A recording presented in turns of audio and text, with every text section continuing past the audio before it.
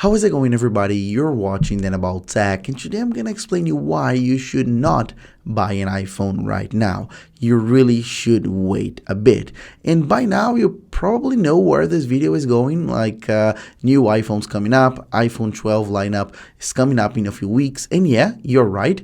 But the reason why I'm only recording this video today, I'm only publishing it today, is because now we have the official lineup and pricing of those new iPhone models. So we have the final pricing of the iPhone 12 lineup as a whole. And with that, we can actually make up our minds and see the bigger picture and really understand why we should wait a bit and what we should expect for the new iPhones to come. So in order for us to understand this whole thing, we should first analyze the current lineup, so the iPhone 11 lineup, the 2019 lineup, and then after the next one, the 2020 lineup, the iPhone 12, which we're expecting Apple to reveal in a few weeks, actually, in an upcoming event at October the 13th. Okay, so that's where we're expecting Apple to actually officially revealing those devices. So the current lineup, the iPhone 11 lineup, actually consists on those three devices: iPhone 11, 11 Pro, and 11 Pro Max, and of course the iPhone XR, and also the iPhone SE, so the budget entry-level iPhone, which I'm not going to talk about a lot in this video because this iPhone is not going to change. There's not going to be a new version this year, and prices won't change or anything, so let's leave it out of the equation, and then later I'm going to talk about that specific device. Okay, so the iPhone XR, the first one we're going to talk about, this device starts at $599. Okay, and then we have the iPhone 11 at $699, the iPhone 11 Pro at $999, and then the 11 Pro Max at $1,100, so $1,100. So that's the current lineup, the 2019 iPhone lineup, and of course all those prices in US dollars. And that's where it gets very interesting, because you're probably thinking, okay, I want to buy, let's say, an iPhone 11, so I have $699 to spend and I want to buy an iPhone 11. I need to buy it now. Just don't buy an iPhone right now, and let me explain why. So, as I mentioned, the official pricing of the iPhone 12 lineup has leaked, and I'm going to put, of course, on the screen, and obviously I'm going to tell you right now the new prices. So, we're going to have 4 new iPhone models, as you're probably already familiar with. So, we're going to have 2 iPhone 12 models and then 2 iPhone 12 Pro models, and those are the prices. So we're expecting the entry-level iPhone 12, which should be called iPhone 12 mini, to be priced at $699, so the exact same price as the iPhone 11. But wait, I know it's a small screen, but wait. Then we're going to have the iPhone 12 or 12 Max, we're not sure yet, should be just called iPhone 12 at $750, and then we should have the 12 Pro at $999, and again the 12 Pro Max at $1,100, so $1,100.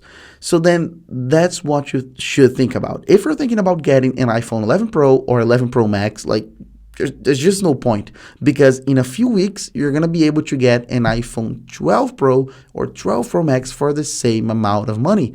So you shouldn't do it. So just don't do it. Or if you still want to get the 11 Pro or 11 Pro Max, you can get it with discounts, because those prices are going to drop. So for the Pro model, easy peasy, right? Just wait. But then maybe you want to buy an iPhone 11. So maybe you just want to spend $699. That's your budget. And then you have 3 options. So option number 1, you can spend the same $699 and get an iPhone 12. So we're going to get new features, better performance, better battery, new design, everything new, everything better. But then you may say, okay, but it's going to be a smaller screen. I want a big phone.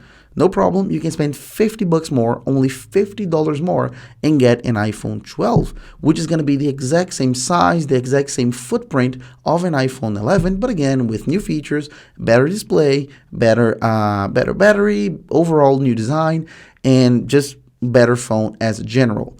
Or you have the third option, which is just wait a couple weeks and then you can buy that very same iPhone 11 for $599. Why?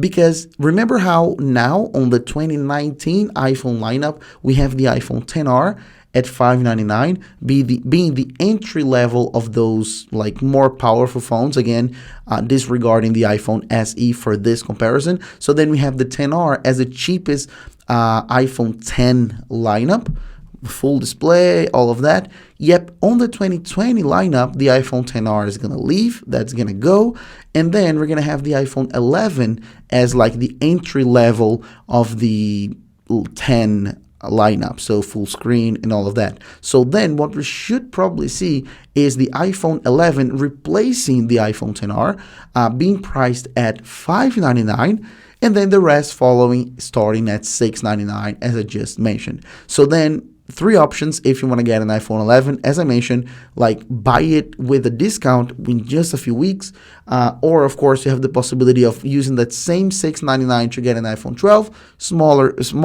phone, but then better phone, or of course just get $50 more, spend $50 more, and then get an overall new phones, and get of course an iPhone 12.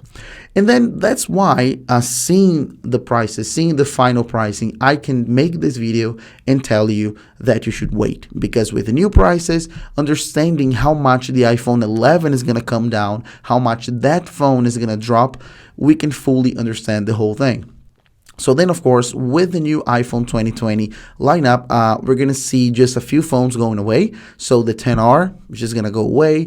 We're going to see the 11 Pro and 11 Pro Max going away as well. So then the full lineup will be the iPhone SE, iPhone 11, 12 mini, 12, 12 Pro, 12 Pro Max. That's going to be the full whole lineup. And for those of you who are thinking of getting an SE, that I mentioned in the beginning of the video that I was going to talk about it, yeah, so it's kind of complicated because, as I said, we're not going to see a new iPhone SE this year. It has just been released, so maybe only next year. So it shouldn't change anything in pricing or in new phone, new features, nothing. It should be the same thing until next year.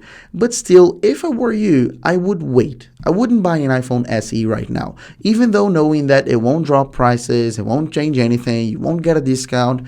I know, but wait, because maybe, just maybe, you'll see the iPhone 12, you love it, you like the new features, you like what Apple is waiting to give us, and maybe you're just think, okay, I'll just like save a little bit of cash and buy an iPhone 12, because the iPhone 12 is going to have the very same form factor of the iPhone SE, but it's going to be a whole different level of a phone. So maybe wait for that launch. Wait for Apple releasing it, because maybe you're going to fall in love for the iPhone 12. So that's pretty much it. That's what I wanted to give you. I know that some people are going to say this is kind of obvious, and it is, but sometimes we have to state the obvious, but especially now that we have final prices, with this analysis of how the new lineup is going to be, which iPhones are actually going to leave the lineup, are just going to be discontinued, and which iPhones are not, and how will they be replaced and exchanged. And with this video, I hope you can understand this whole thing better,